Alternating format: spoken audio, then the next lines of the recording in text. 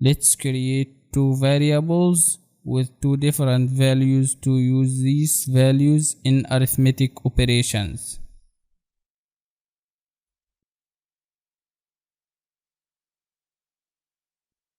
We created two variables here.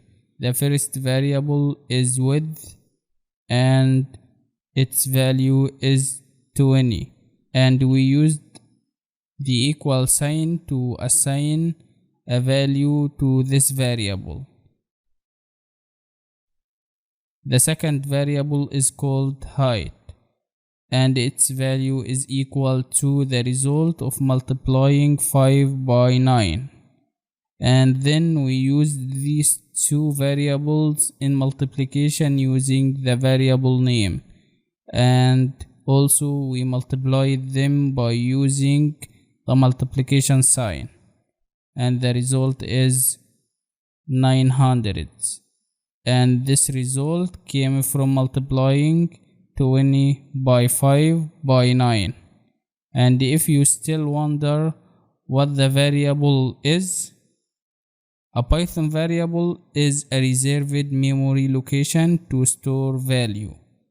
In other words, a variable in a Python program gives data to the computer for processing. Every value in Python programming language has a data type.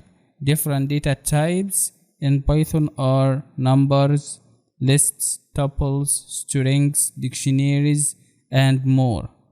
Variables can be declared by any name or even alphabetics like A, X, A, B, C, but it is always best to write a name that has a meaning or describe its value, like that example we took a few moments ago. Python is completely object-oriented programming language and not statically typed.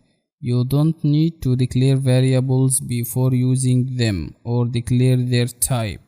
Every variable in Python is an object.